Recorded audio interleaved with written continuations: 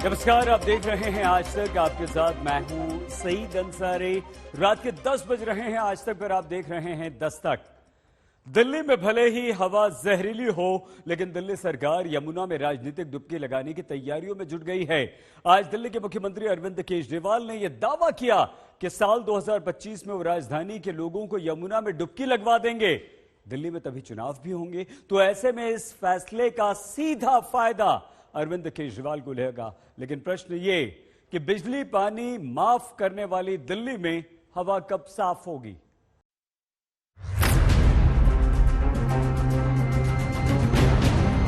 अगले चुनाव के पहले मैं भी यमुना में डुबकी लगाऊंगा और आप सब लोगों को यमुना के साफ पानी में डुबकी लगवाऊंगा।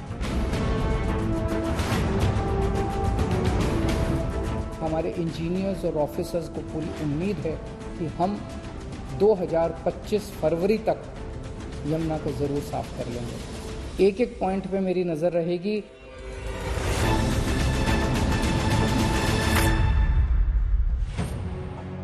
जिस दिल्ली की पहचान दुनिया के सबसे प्रदूषित शहर की बन चुकी हो,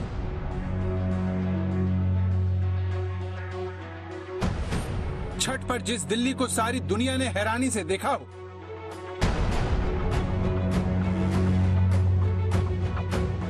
जिस दिल्ली में यमुना को पानी वाले पाइप से साफ करने की कोशिश हुई हो,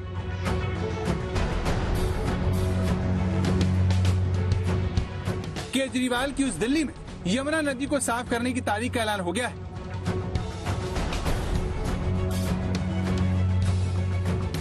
दिल्ली के मुख्यमंत्री अरविंद केजरीवाल ने दावा किया कि वो 2025 तक यमुना को साफ कर देंगे। 70 साल लगे यमुना को इतना गंदा होने में।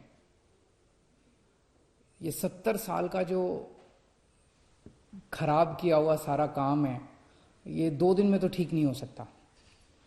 तो मैंने इस वाले चुनाव में, जब दिल्ली का चुनाव लड़ा था, मैंने प्रॉमिस किया था दिल्ली वालों को कि अगले चुनाव तक मैं यमुना को साफ कर दूंगा और अगले चुनाव के पहले मैं भी यमुना में डुबकी लगाऊंगा और आप सब लोगों को यमुना के साफ पानी में डुबकी लगवाऊंगा। अरविंद केजरीवाल का कहना है कि सारा प्लान बन चुका है। यमुना को साफ करने के 6 बिंदुओं पर दिल्ली सरकार ने काम करना भी शुरू कर दिया है और अगले चुनाव से पहले दिल्ली वालों का सपना सच हो जाएगा। यमुना को साफ करने के लिए हम लोगों ने पूरा जोर शोर के साथ युद्ध स्तर के ऊपर काम शुरू कर दिया है। यमुना को साफ करने के लिए 6 एक्शन पॉइंट्स हैं स्पेसिफिक, और इन 6 के 6 एक्शन पॉइंट्स पे मैं लगातार मॉनिटरिंग कर रहा हूं। यमुना को साफ करने के लिए केजरीवाल सरकार ने इंडस्ट्रियल कचरे पर नकेल कसने का प्लान बनाया है। यमुना की सफाई के लिए दिल्ली सरकार झुग्गियों की गंदगी को सीवर से जोड़ेगी। गंदे नालों की बड़े स्तर पर सफाई की जाएगी। सीवर ट्रीटमेंट प्लांट की क्षमता बढ़ाई जाएगी और यमुना की सफाई का अभियान दिल्ली सरकार चलाएगी। हमारे इंजीनियर्स और ऑफिसर्स को पूरी उम्मीद है कि हम 2025 फरवरी तक यमुना को जरूर साफ कर लेंगे। एक एक पॉइंट पे मेरी नजर रहेगी। एक एक पॉइंट पे स्पेसिफिक माइलस्टोन्स बनाए हैं कि ये काम अगले 1 महीने में क्या होगा, फिर 2 महीने में कितना काम होगा, फिर अगले 4 महीने में कितना काम होगा, 15 दिन में। माइलस्टोन्स हैं, इसके ऊपर मैं बड़ी कड़ी नजर रखूंगा। इसकी टाइम लिमिट्स को हम वो नहीं होने देंगे और मैं पूरी उम्मीद करता हूं कि जल्द ही हम सब दिल्ली वालों का सपना पूरा होगा, यमुना साफ होगी। तो जो दिल्ली सरकार प्रदूषण के मामले में सुप्रीम कोर्ट की सख्त टिप्पणियों का सामना कर रही है, वो चुनावी साल में छठ के मौके पर यमुना की इन बदरंग तस्वीरों को दोहराना नहीं चाहती। मुख्यमंत्री ने आज एक बार फिर दिल्ली की जनता से झूठ बोला है। आज फिर वो एक बार वादा दोहरा रहे हैं अपना, जो उन्होंने पिछले 6 साल में 6 बार वादा किया है कि दिल्ली की यमुना को वो साफ करके दिखाएंगे और अगले चुनाव से पहले उसको साफ करेंगे। अरविंद केजरीवाल साहब, मुझे लगता है कि आपको भूलने की बीमारी हो गई है। यमुना की तरह प्रदूषण के मुद्दे पर केजरीवाल सरकार एक्शन में दिख रही है। पूरी दिल्ली के आसमान में पानी फेंकती है मशीनें जगह जगह घूमती दिख रही हैं।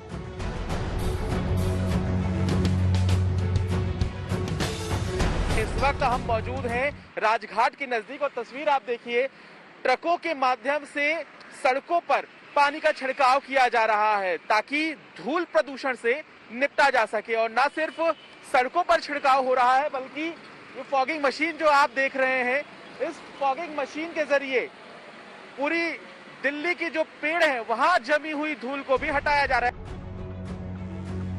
अब दिल्ली के रोहिणी की तस्वीर देखिए, जहां ये काम करने का जिम्मा फायर डिपार्टमेंट की टीम ने संभाला।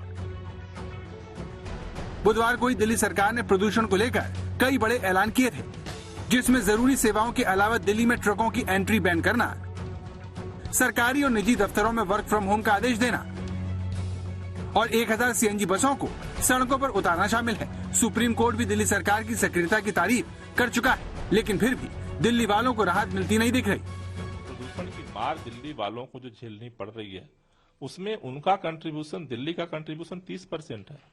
इसलिए हमारे सारे प्रयास का इम्पैक्ट भी 30% पे हो रहा है। 70% जब पोल्यूशन बाहर से आ रहा है, तो फिर सारा बाहर पर भी हमें फोकस करना पड़ेगा। दिल्ली में प्रदूषण के लिए कौन दोषी है, ये बहस का मुद्दा हो सकता है, लेकिन हकीकत यह है कि राजधानी की जहरीली हवा सेहतमंद नौजवानों को भी बीमार कर रही है। दिल्ली के द्वारका के आकाश अस्पताल में एक 30 साल का नौजवान सांस लेने में तकलीफ के चलते अस्पताल में भर्ती हुआ, जबकि न तो उसे अस्थमा था और न ही वो धूम्रपान करता था। डॉक्टरों के मुताबिक प्रदूषण ने इस नौजवान की हालत कर दी। उनकी सांस की जांच करने पे ये भी पता चला कि सांस के रास्ते में रुकावट है और उनकी सांस में जो एक एक्सहेल्ड नाइट्रिक ऑक्साइड टेस्ट होता है, उसमें नाइट्रिक ऑक्साइड की मात्रा ज्यादा थी। सिर्फ पुअर एयर क्वालिटी ही एक ऐसी चीज थी जिससे हम लिंक कर पा रहे थे कि यही एक ट्रिगर फैक्टर है जिसके कारण उनको एस्थमा हुआ या फिर एस्थमा का फ्लेयर अप हुआ। दावा है कि ऐसा ही एक मामला मूलचंद अस्पताल में सामने आया, जहां 52 साल के एक ऐसे मरीज का इलाज किया गया जिसकी कोई स्मोकिंग हिस्ट्री नहीं थी, लेकिन जब जांच करवाई गई तो रिपोर्ट में ऐसा पाया गया जैसे मरीज पिछले 20-30 साल से स्मोकिंग कर रहा हो। इस वजह से उसे अस्पताल में भर्ती करना पड़ा। राजधानी में प्रदूषण कैसे घर घर की समस्या बन गया है, उसका एहसास आपको दिल्ली में हुआ एक ताज़ा सर्वे करवाएगा, जिसके मुताबिक प्रदूषण की वजह से डॉक्टर के पास पहुंचने वाले परिवारों की संख्या 22% से 44% हो गई है।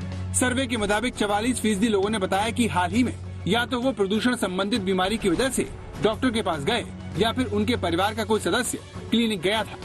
दिल्ली एनसीआर के 86% परिवारों ने दावा किया कि उनके परिवार का एक या उससे ज्यादा सदस्य जहरीली हवा से प्रभावित हुआ है। Pollution is on the whole, it's affecting the health, and even for children, for that matter, pollution has increased so much that it affects their lungs, their eyes, their nose. Delhi की गंदी यमुना की झाग साफ करने की तारीख तो केजरीवाल ने बता दी। अब दिल्ली वालों को प्रदूषण से मुक्ति की तारीख का इंतजार है, ताकि भले चंगे किसी भी दिल्ली वाले को डॉक्टर के चक्कर न लगाने पड़े। पंकज जैन के साथ स्नेहा मोरदानी, दिल्ली आज तक। दिल्ली के मुख्यमंत्री अरविंद केजरीवाल ने आज यमुना की सफाई पर बड़ा ऐलान तो कर दिया, तो प्रधानमंत्री नरेंद्र मोदी ने अर्थव्यवस्था को लेकर आज बड़ी बड़ी बातें कही हैं। सरकारी बैंक्स के प्रमुखों को पीएम मोदी ने यह विश्वास दिया है कि वो देश हित में आगे बढ़ें, वो दीवार बनने को तैयार हैं। इसके अलावा प्रधानमंत्री नरेंद्र मोदी ने बैंक्स का पैसा लेकर विदेश भागने वालों को भी सख्त संदेश दिया है। अब एक ऐसी अवस्था में हम पहुंचे हैं कि सच्चे अर्थ में ये छलांग लगाने के लिए जमीन मजबूत है, टारगेट तय है, बस चल पड़ना है। देश के टॉप बैंकों के प्रमुखों की मौजूदगी में प्रधानमंत्री ने पूरे भरोसे के साथ ये ऐलान किया कि कोरोना की चुनौती के बावजूद भारत लंबी छलांग लगाने को तैयार है। प्रधानमंत्री ने दावा किया कि उनकी सरकार के कार्यकाल में बैंकों की हालत पहले से बेहतर हुई है, जिसका सबूत बैंकों का पिछले 5 सालों का सबसे कम डूबा हुआ कर्ज है। 2014 के पहले की जितनी भी परेशानियां थी, जितनी भी चुनौतियां थी, हमने एक एक करके उनके समाधान के रास्ते तलाशे हैं। हमने एनपीएस की समस्या को एड्रेस किया, बैंकों को रिकैपिटलाइज किया, उनकी ताकत को बढ़ाया, जिसको हम प्रधानमंत्री ने इस दौरान पिछली सरकारों का जिक्र किया और कहा कि जो पैसा उन्होंने फंसाया था उसे लाने में उनकी सरकार कामयाब रही। सरकार ने जिस पारदर्शिता और प्रतिबद्धता के साथ काम किया है, उसका एक प्रतिबिंब बैंकों को वापस मिली राशि भी है। हमारे देश में जब बैंकों से कोई उठा के भाग जाता है तो चर्चा बहुत होती है, लेकिन कोई दम वाली सरकार वापस लाती है तो इस देश में कोई चर्चा नहीं करता है। में जुड़े सभी अन्य बैंकों की हालत सुधरने की बात चली तो इस दौरान पीएम ने बैंकों का पैसा भागने वालों को भी सख्त संदेश दिया और कहा कि लौट कर आने के अलावा उनके पास कोई चारा नहीं है। सोच बनी हुई थी, बैंक हमारी ही है, बैंक में जो है वो भी हमारा ही है, वहां रहे या मेरे यहां रहे क्या फर्क पड़ता है। नीतियों का भी आधार लिया है, कानून का भी आधार लिया है, डिप्लोमेटिक चैनल का भी उपयोग किया है और मैसेज भी बहुत साफ है कि यही एक रास्ता है, लौट आइए। और ये प्रक्रिया आज भी चल रही है। महामारी के बाद भारत की अर्थव्यवस्था के तेजी से पटरी पर लौटने की बात रिजर्व बैंक के अलावा दुनिया भर की रेटिंग एजेंसी कर रही है। IMF पहले ही कह चुका है कि भारत की अर्थव्यवस्था विश्व में सबसे तेज गति से बढ़ने वाली है। शायद इसी बात से उत्साहित होकर पीएम ने बैंकों से बेहिचक देश हित में फैसले लेने की बात कही। मैं आपके साथ हूं।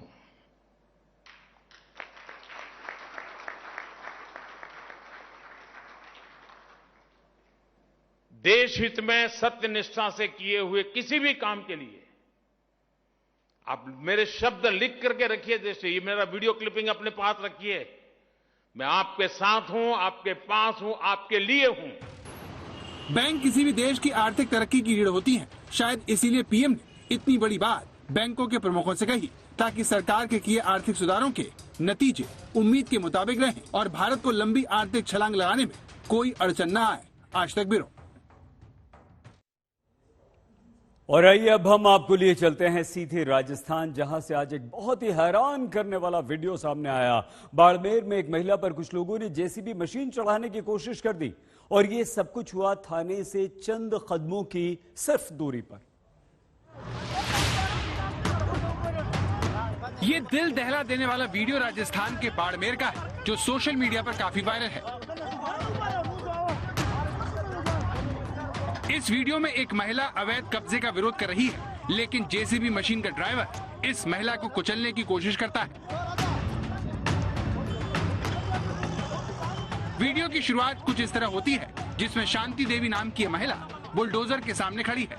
इसके एक हाथ में लकड़ी है तो दूसरे हाथ में पत्थर। इस महिला के पीछे तमाशबीनों की पूरी फौज है। बावजूद इसके इस पर खुलेआम जेसीबी मशीन चढ़ाने की कोशिश होती है, लेकिन महिला पहले जेसीबी मशीन के ऊपर डंडे से वार करती है। इसके बाद ये महिला दोबारा जेसीबी चालक पर पत्थर फेंक कर मारती है। अगले कुछ पल लोग मारपीट करते हुए दिखते हैं, लेकिन जैसे ही कैमरा इस महिला के ऊपर लौटता है तो चौंकाने वाला वीडियो सामने आता है। आप देखिए किस तरह से एक महिला इस लाल रंग की साड़ी पहने महिला को जमीन पर दबोचे हुए है। इस दौरान जेसीबी मशीन इस महिला की बेहद करीब से गुजरती है। आरोप है कि इस महिला पर जेसीबी मशीन चढ़ाने की भी कोशिश की गई। ये सारी मारपीट दो पक्षों के बीच जमीन विवाद का नतीजा है। अब ये देखिए, जिस महिला पर जेसीबी मशीन चढ़ाने की कोशिश होती है उसे दूसरे पक्ष की महिलाओं ने किस तरह से दबोच कर रखा हुआ है। दोनों पक्षों के बीच में जो तकरार और जो घटनाक्रम हुआ और जो वीडियो वायरल हुआ, वो उसको लेके मुकदमा दर्ज है, अनुसंधान चल रहा है। दोनों पक्षों को पाबंद कराया जा चुका है। बड़ी बात यह है कि सारी मारपीट थाने से चंद कदम की दूरी पर हुई। जिन लोगों ने महिला पर जेसीबी मशीन चढ़ाने की कोशिश की वो अब भी कानून की पहुंच से बाहर हैं। आज तक ब्यूरो।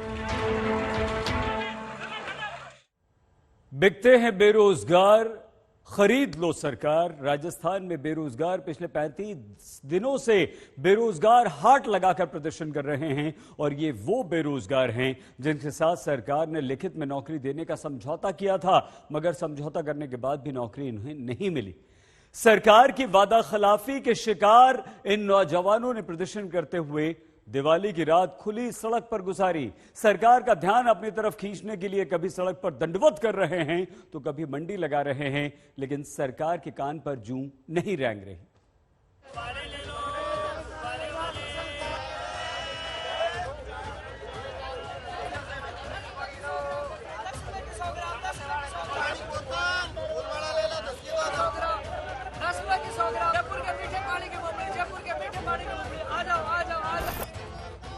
जयपुर के शहीद स्मारक पर लगी ये बेरोजगारों की अनोखी सब्जी मंडी है।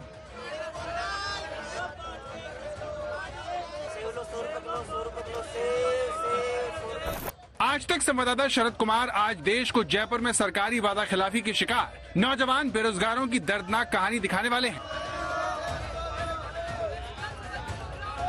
शहीद स्मारक पर, जहां पर शहीदों के जगह पर आकर लोगों का सीना गर्व से तन जाता है, वहां पर बेरोजगार बाजार में बैठे हैं और इस तरह से हाट लगाए बैठे हैं। देखा जा सकता है किस तरह से यहाँ पर सब्जी मंडी, फूल मंडी, फल मंडी, खिलौना से लेकर हर चीज का बाजार लगा हुआ है।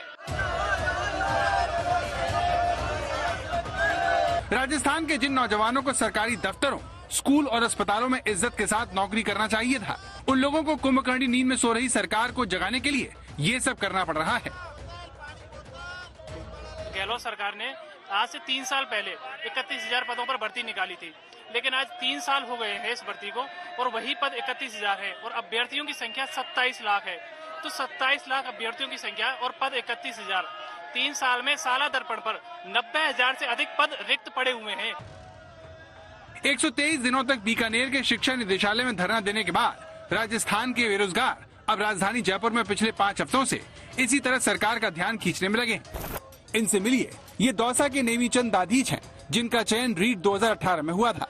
बाड़मेर के धौरी मन्ना प्राइमरी स्कूल में पोस्टिंग भी मिल गई थी, लेकिन 3 साल गुजर जाने के बावजूद अब तक ज्वाइनिंग नहीं मिली। पारिवारिक स्थिति बहुत ही नाजुक है सर।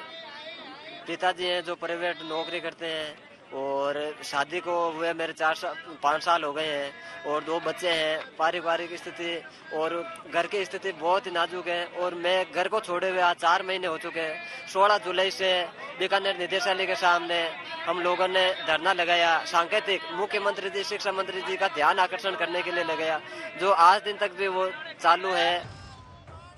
पानी की बोतल बेच रही एमए पीएचडी नेट पास मनीष हैं। साल 2018 में लक्ष्य परीक्षा में सरकार ने 689 पद कम कर दिए। प्रदर्शन कर रहे ये वो चंद खुशकिस्मत चयनित छात्र हैं जो अपनी प्रतिभा का लोहा मनवाकर भी कई बार आश्वासन पाने पर भी भटक रहे हैं। मैं एमए बीएड नेट जेआरएफ हूँ और ये कातर जनसभा के अंदर 2 जगह माननीय शिक्षा मंत्री जी आए थे। उन्होंने घोषणा कर दी 2 बार कि आपकी सीट बढ़ोतरी कर दी जाएगी, मगर उन्होंने अभी तक ना मैं प्रेस नोट निकाला ना मैंने ज्वाइनिंग का आदेश दिए। प्रदर्शन करने वाले छात्रों में सबसे ज्यादा उम्र के अरुण शर्मा है, जो साल 2013 से ही अस्पतालों में प्रयोगशाला सहायक की नौकरी के लिए हाथ पैर मार रहे हैं। कोरोना काल में सरकार ने इनका भरपूर इस्तेमाल किया, लेकिन 3 बार लिखित में आश्वासन मिलने के बावजूद अपना हक पाने के लिए इन्हें जूते पॉलिश कर सरकार को अपने वादे याद दिलाने पड़ रहे हैं। आज हम बूट पॉलिश कर रहे हैं, इसलिए कर रहे हैं कि जब राजस्थान सरकार हम पे फूल बरसा रही थी, हमारे को वाहवाही का तोहफा दे रही थी, लेकिन वो वाहवाही और फूल पुष्प कहाँ गए। इसी साल फरवरी महीने में दस्तक पर खबर दिखाए जाने के बाद आधी रात को सरकार के 2 मंत्री धरना स्थल पर पहुंचे थे और लिखित में बेरोजगारों की मांग मानने का आश्वासन भी दिया था, मगर अब तक ये छात्र सरकार के वादों को हकीकत में तब्दील होने का इंतजार कर रहे हैं। अब इनकी योजना 24 नवंबर को प्रियंका गांधी से अपना दुखड़ा सुनाने के लिए उत्तर प्रदेश कूच करने की है। समझौते की तमाम मांगे पूरी की जाए, जो रीट शिक्षक भर्ती में विशेष शिक्षकों के 5,000 पद निकाले जाए, पदों की संख्या बढ़ाई जाए, प्रयोगशाला सहायक 15 से 34 को आज कैबिनेट में अनुमोदन दिया जाए। सरकार हमारी मांगे नहीं मानती तो 24 तारीख को प्रियंका गांधी जी की रैली उत्तर प्रदेश में वहाँ कूच करेंगे। ये उस राज्य का हाल है जहाँ वोट मांगते हुए नौजवानों को ये वादा किया गया था कि नई सरकार दिन में 24 घंटे में से 18 घंटे रोजगार देने में लगाएगी। हमारा चीफ मिनिस्टर 24 घंटे में से 18 घंटे आपको रोजगार देने का काम करेगा। लेकिन गहलोत सरकार बनने के 3 साल बाद राजस्थान में सरकारी नौकरियों में 1 लाख से ज्यादा पद खाली पड़े हुए हैं। राज्य के बेरोजगारों को पिछले 3 सालों से हर साल 80,000 नौकरी देने का वादा किया जा रहा है। रिक्त पदों की नौकरियों को ही बार बार सरकार निकाल रही है। नई नौकरियां पैदा करने में सरकार नाकाम नजर आ रही है। जो परीक्षाएं हुई भी हैं, वो पेपर लीक का शिकार हो गई हैं। रीट 2021 और सब इंस्पेक्टर की परीक्षा में पेपर आउट करने वाले आरोपी तो आराम से आजाद घूम रहे हैं, लेकिन बेरोजगार सड़क पर बैठे हैं। रीट 2021 के परिणाम आ चुके हैं, लेकिन सरकार ने जो विशेष शिक्षकों के मामले में जो ऊंट के मुंह में जीरा इतनी पोस्ट देने की जो कोशिश कर रही है वो हमें बिल्कुल भी पसंद नहीं है। सरकार गंभीरता से नहीं ले रही। आज भी प्रदेश के लाखों संविदा कर्मी इस आशा और उम्मीद के साथ है कि सरकार ने चुनावी समर के अंदर हमसे जो वादा किया था उस वादे को पूरा करने का काम करेंगे, लेकिन सरकार गंभीर नहीं है। सबसे बड़ी बात है कि सरकार वार्ता करने नहीं आ रही है। 34 दिन हो गए यहाँ पर धरना देते हुए। जो वादे किए थे, लिखित में समझौते किए थे, उन वादों का क्या हुआ, उन समझौतों का क्या हुआ, वह भी सरकार नहीं याद कर रही है। चुनाव में पार्टियां नौजवानों का वोट पाने के लिए हर हथकंडा अपनाती हैं, लेकिन दुर्भाग्य देखिए, जब ये पार्टियां चुनाव जीत जाती हैं तो नौजवानों के नतमस्तक होने पर भी जागती नहीं है। शरद कुमार, जयपुर, आज तक। जम्मू कश्मीर में आतंक के सफाई का सुपर प्लान तैयार हो चुका है। आतंकवादियों और उनके हमायतियों को चुन चुनकर मौत के घाट उतारने की तैयारी पूरी हो चुकी है। गृह मंत्रालय में हाई लेवल मीटिंग हो चुकी है और यह तय हुआ है कि आम नागरिकों के चोले में आतंकवादियों का साथ देने वालों का इस बार तबीयत से हिसाब होगा। सुरक्षा बलों ने आतंक के ओवरग्राउंड वर्कर की जड़ें उखाड़ देने की योजना बना ली है।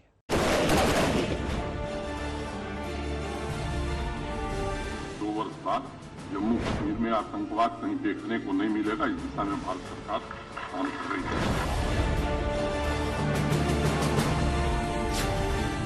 कश्मीर में आतंक के शुभ चिंतकों के अच्छे दिन खत्म। कश्मीर में आतंक के समूल सफाई का फाइनल प्लान।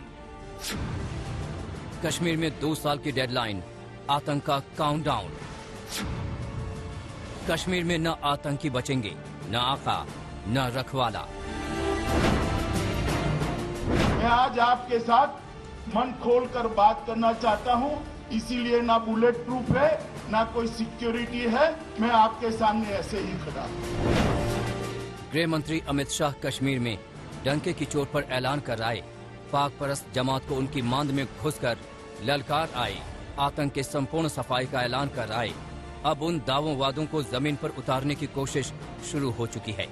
केंद्र सरकार ने आतंकियों पर फाइनल वार का ब्लूप्रिंट तैयार कर लिया है। एक तरफ आतंकवादियों के खात्मे को लेकर के सुरक्षा एजेंसियां जम्मू कश्मीर में बड़े ऑपरेशन कर रही हैं, तो वहीं दूसरी तरफ आतंकवादियों के सहयोगी यानी ओवरग्राउंड वर्कर के खिलाफ ऑपरेशन को लेकर के बड़ी तैयारी की जा रही है।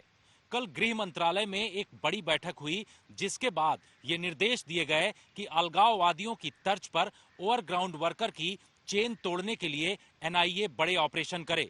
सूत्रों ने जानकारी दी है कि एनआईए आने वाले दिनों में ओवरग्राउंड वर्कर के खिलाफ बड़े ऑपरेशन करने की तैयारी कर चुका है। श्रीनगर से दिल्ली तक आतंकियों की घेराबंदी का प्लान तैयार हो रहा है। बड़ी बैठक गृह मंत्रालय में हुई है।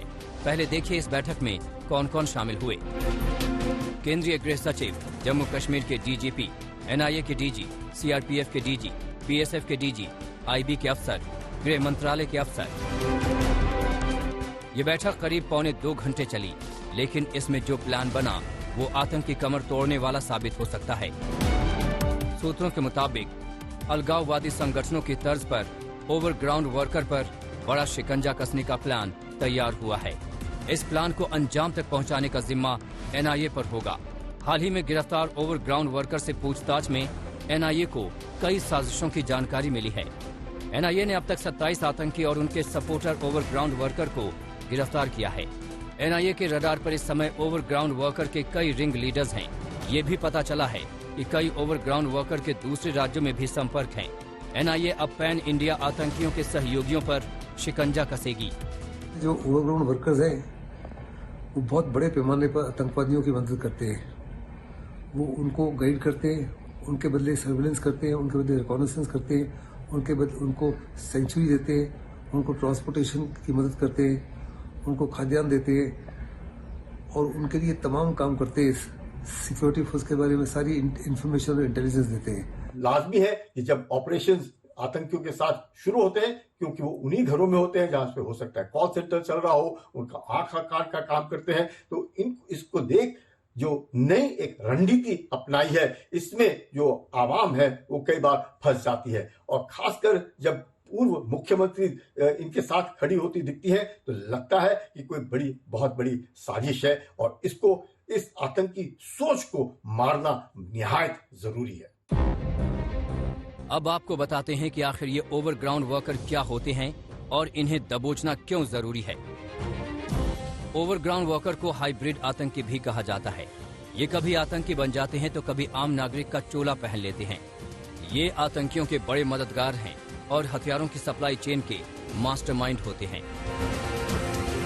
इन ओवरग्राउंड वर्कर का रोल बेहद खतरनाक है। इनके बिना आतंकियों की साजिश कामयाब नहीं हो सकती। Drone, high grenade, AK series की राइफल, एक से बढ़कर एक खतरनाक हथियारों की सप्लाई इन्हीं ओवरग्राउंड वर्कर के जरिए होती है। इसलिए इन्हें धराशायी करना जरूरी है और अब इनका अंत भी तय है। जितेंद्र बहादुर सिंह, दिल्ली आज तक। प्रधानमंत्री नरेंद्र मोदी और गृह मंत्री अमित शाह की जोड़ी ने जम्मू कश्मीर को आतंक से मुक्त करने की समय सीमा भी तय कर दी। 2 साल, जी हां, सिर्फ 2 साल में कश्मीर को आतंकवाद से आजादी दिला दी जाएगी। केंद्र सरकार ने यह तय कर लिया है कि कश्मीर में अमन की राह में आने वाली किसी भी शक्ति को बख्शा नहीं जाएगा। आतंकवादियों के पक्ष में खड़े कश्मीर के राजनीतिक दलों को भी सख्त संदेश दे दिया गया है कि आतंकवादियों से भाईचारे की राजनीति अब नहीं चलेगी।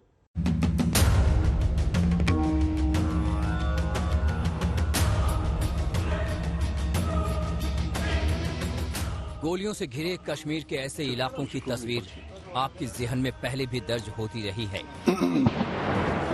आतंक से 2-2 हाथ की ऐसी जंग आप पहले भी देखते रहे हैं।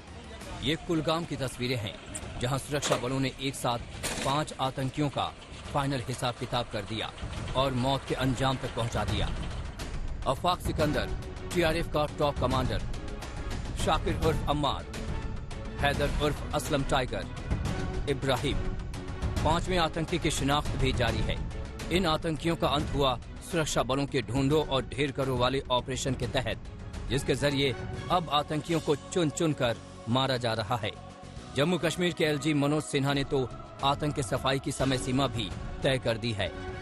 कानून व्यवस्था को लेकर के एक निश्चित रूप से कई लोगों को चिंता रहती है। उन्होंने बताया कि जम्मू नहीं, मैं आपसे कहना चाहता हूं कि अब स्थितियां काफी बदल गई हैं। कुछ लोग कोशिश कर रहे हैं, लेकिन हम आपको भरोसा देना चाहते हैं कि 2 वर्ष बाद जम्मू कश्मीर में आतंकवाद कहीं देखने को नहीं मिलेगा। इस दिशा में भारत सरकार काम कर रही है। केंद्र सरकार और सुरक्षा बलों की सख्ती का सीधा मतलब है आतंक अब कतई बर्दाश्त नहीं, न ही उनके हिमायतों से ही कोई सहानुभूति होगी। कश्मीर में आतंकियों के सफाई का ऑपरेशन ऑल आउट पहले से जारी है। अक्टूबर में तो कश्मीर में दहशतगर्दों पर सुरक्षा बलों ने कहर बरपा दिया है। जरा 3 महीने के आंकड़े पर गौर कीजिए। सितंबर में 10 आतंकी ढेर, अक्टूबर में 17 आतंकी मारे गए, नवंबर में 5 आतंकियों का अंत हुआ। लगातार हो रहे प्रहारों से बिलबिलाए आतंकी कायराना हरकतों पर उतर आए हैं। गैर कश्मीर आम और गरीब लोगों को निशाना बना रहे हैं, लेकिन उनकी ये साजिश भी चलने वाली नहीं है। जम्मू कश्मीर की पूर्व मुख्यमंत्री महबूबा मुफ्ती उन नेताओं में से हैं जो आतंकवादियों से भाईचारे का नारा लगाती रहती हैं, आतंकियों के खिलाफ ऑपरेशन पर सवाल उठाती रहती हैं। उसके लिए प्रोटेस्ट कर रहे हैं। पहले तो एनकाउंटर में सिविलियंस को मार देते हैं, उनके ऊपर इल्जाम लगाते हैं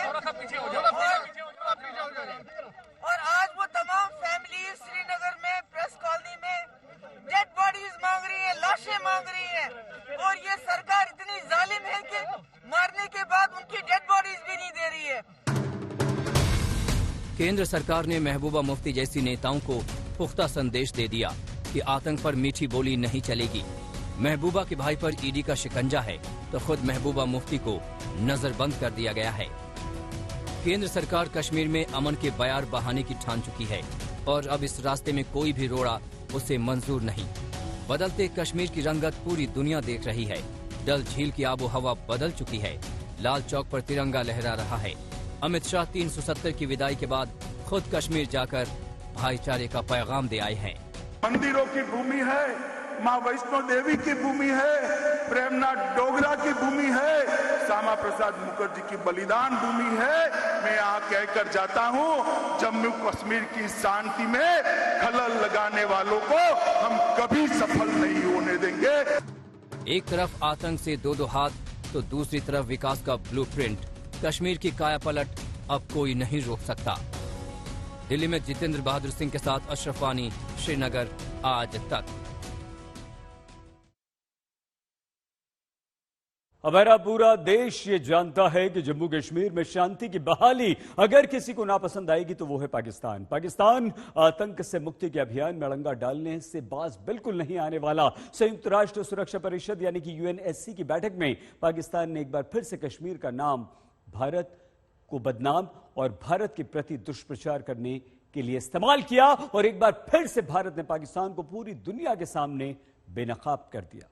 On to some frivolous remarks made by the representative of Pakistan earlier today.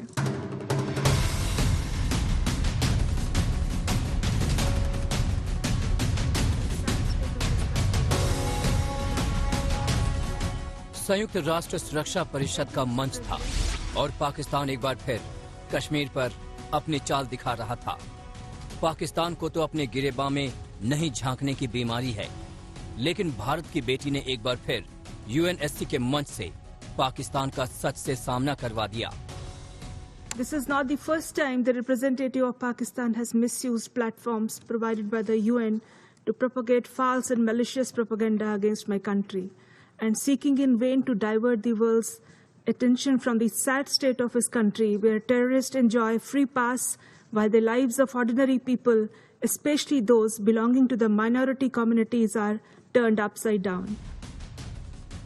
Pakistan चाहे जितनी मर्जी सच से मुंह छिपाता फिरे, लेकिन वो जब भी कश्मीर पर झूठ की जुबान चलाएगा, भारत उसे बेनकाब करेगा।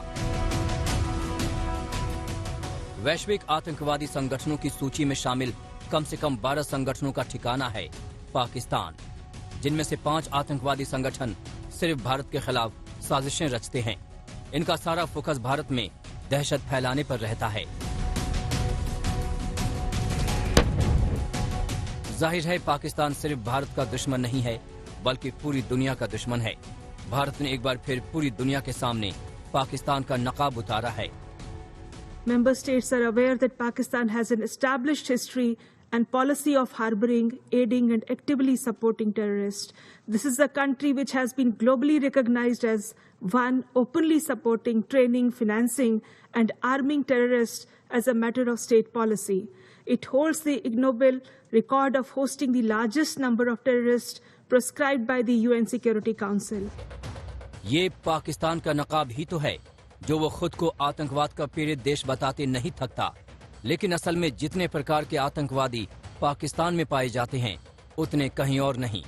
पाकिस्तान में चल रहे आतंकी संगठनों को अमेरिकी कांग्रेस की रिपोर्ट में 5 श्रेणियों में बांटा गया है। पहली श्रेणी वैश्विक स्तर के आतंकवादी संगठन, यानी जो दुनिया भर में आतंकवाद का पर्याय हैं। दूसरी श्रेणी अफगानिस्तान सेंट्रिक आतंकवादी संगठन, यानी जो अफगानिस्तान में आतंकवाद के जिम्मेदार हैं। तीसरी श्रेणी भारत और कश्मीर में केंद्रित आतंकवादी संगठन, यानी जो भारत और कश्मीर में आतंकवाद फैलाते हैं। चौथी श्रेणी पाकिस्तान सेंट्रिक आतंकवादी संगठन, यानी जो पाकिस्तानी जनता को निशाना बनाते हैं। और पांचवी पंथ केंद्रित आतंकवादी संगठन, यानी जो शियाओं को निशाना बनाते हैं।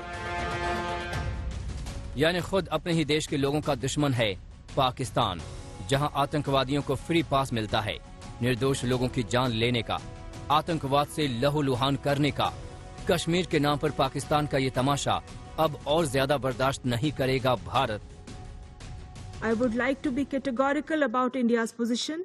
The entire Union territory of Jammu and Kashmir and Ladakh were, are and will always be an integral and inalienable part of India.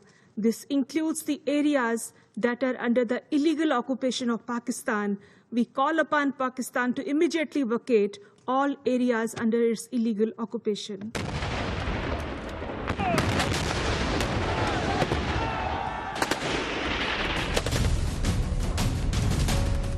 Taliban, al Qaeda, ISIS, Haqqani network, Lashkar Taiba, Jaish Mohammad, Hizbul Mujahideen, तहरीक तालिबान, हरकतुल मुजाहिदीन, दुनिया के किसी भी आतंकवादी संगठन का नाम लीजिए और पाकिस्तान का नाम आपके ज़हन में आ जाएगा। वो कश्मीर के नाम पर आतंकवादियों की फौज तैयार करता है। वो अफगानिस्तान में तालिबान की मदद के लिए हक्कानी नेटवर्क तैयार करता है। आतंकी हमला चाहे दुनिया के किसी भी कोने में क्यों न हो, पाकिस्तान का कनेक्शन सामने आ ही जाता है। क्योंकि दुनिया में अगर आतंकवादियों का कोई ठिकाना है तो वो है पाकिस्तान। आज तक ब्यूरो।